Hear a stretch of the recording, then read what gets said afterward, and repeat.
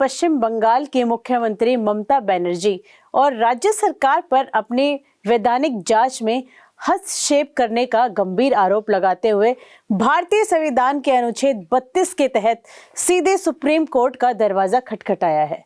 मामला कथित पीएसी कोयला घोटाले से जुड़ा है, जिसमें ईडी भारतीय राजनीतिक एक्शन कमेटी आईपीएसी के कोलकाता स्थित कार्यालय में पिछले सप्ताह तलाशी अभियान चला रही थी। ईडी का आरोप है कि इस दौरान मुख्यमंत्री ममता बनर्जी वरिष्ठ पार्टी नेताओं के साथ मौके पर पहुंची, अधिकारियों से कथित रूप से टकराव किया और कुछ महत्वपूर्ण फाइलें अपने साथ ले गई, जिससे जांच प्रभावित हुई। नमस्कार दोस्तों, स्वागत है आपका हमारे चैनल भारती नेटवर्क पर और आप देख रहे हैं लॉजिकल गुरु।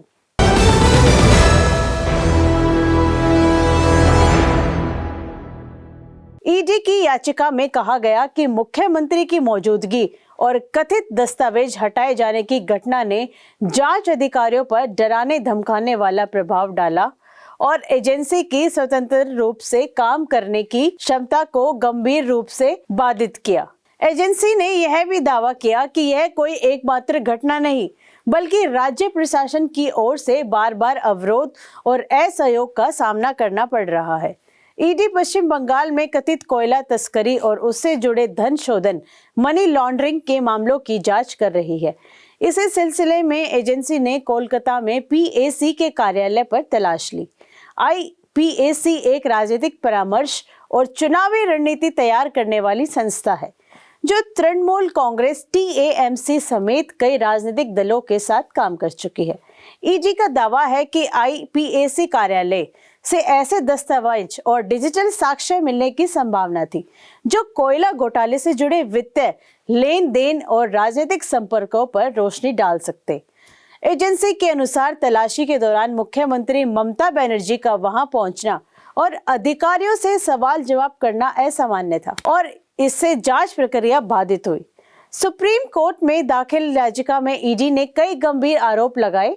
एजेंसी का कहना है कि मुख्यमंत्री का तलाशी स्थल पर पहुंचना जांच अधिकारियों पर दबाव बनाने जैसा था। तलाशी के दौरान कुछ फाइलें और दस्तावेज कथित रूप से परिसर से बाहर ले जाए गए। राज्य प्रशासन की ओर से सहयोग के बजाय अवरोध पैदा किया गया। इससे ईडी की वैधानिक जिम्मेदारियों के निर्वहन में सीधा हस्तक्षेप हुआ। ईडी ने यह भी कहा कि यदि किसी संवैधानिक पद पर बैठे व्यक्ति द्वारा जांच एजेंसी की कार्रवाई में इस तरह का दखल दिया जाता है, तो यह कानून के शासन यानी रूल ऑफ लॉ के लिए गंभीर चुनौती है। अनुच्छेद 32 के तहत दाखिल याचिका में ईडी ने सुप्रीम कोर्ट से कई महत्वपूर्ण राहतें मांगी।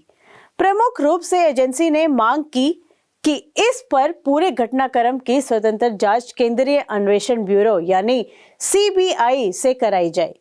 ईडी अधिकारियों को राज्य में निर्बाध और सुरक्षित रूप से जांच करने की गारंटी दी जाए। राज्य सरकार और उसके अधिकारियों को जांच में सहयोग करने के निर्देश दिए जाएं। ईडी का तर्क है कि चूंकि आरोप राज्य के सर्वोच्च कार्यकारी पद से जुड़े हैं, इसलिए किसी तटस्थ केंद्रीय एजेंसी द्वारा जांच ही निष्पक्षता सुनिश्चित कर सकती है।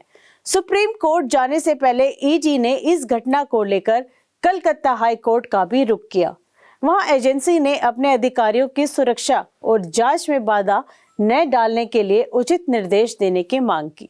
हाई कोर्ट ने इस मामले की सुनवाई स्थगित करते हुए अगली तारीख 14 जनवरी तय की। दिलचस्प बात यह है कि एक ही मामले से जुड़े दो समानांतर कानूनी घटनाक्रम एक हाई कोर्ट में और दूसरा सुप्रीम कोर्ट में चल रहे हैं। इसे लेकर कानूनी हलकों में भी चर्चा है कि शीर्ष अदालत इसे पहलों पर क्या रुख अपनाती है। ईडी के आरोपों को तृणमूल कांग्रेस ने सिरे से खारिज कर दिया। पार्टी का कहना है कि यह पूरा मामला केंद्र सरकार की एजेंसियों द्वारा राजनीतिक प्रतिशोध का हिस्सा है। टीएमसी का आरोप है कि आईपीएसी पार्टी का चुनाव रणनीतिकार है और वहां रखे दस्तावेज पूरी तरह गोपनीय चुनावी रणनीति से जुड़े हैं। ईडी की कार्रवाई का उद्देश्य किसी घोटाले की जांच नहीं, बल्कि पार्टी की चुनावी तैयारियों तक पहुंच बनाना है।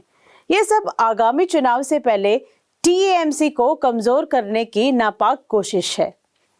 टीएमसी ने इस संबंध में खुद भी कलकत्ता हाई कोर्ट का रुख किया और ईडी की तलाशी को अवैध बताते हुए उसे रोकने की मांग की। इस पर विवाद में मुख्यमंत्री ममता बनर्जी की भूमिका सबसे अधिक चर्चा में है।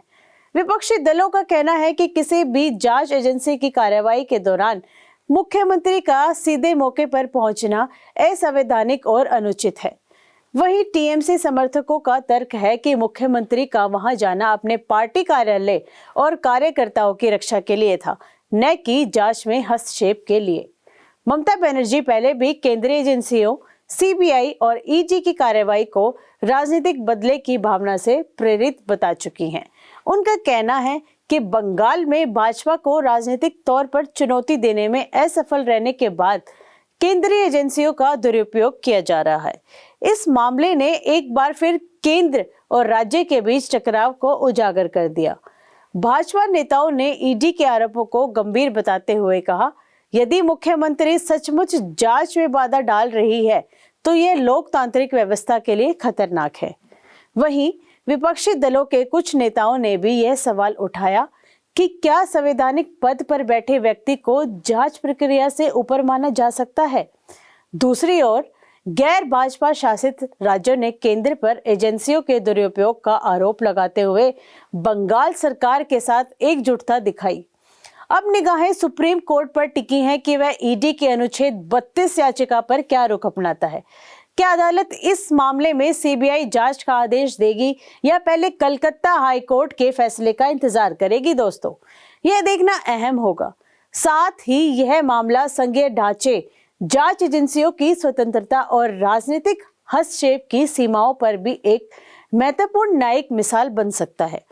फिलहाल ईडी और तृणमूल कांग्रेस के बीच यह टकराव केवल कानूनी नहीं बल्कि राजनीतिक भी है, जिसका असर आने वाले समय में बंगाल की राजनीति और केंद्र राज्य संबंधों पर साफ दिखाई दे सकता है। धन्यवाद।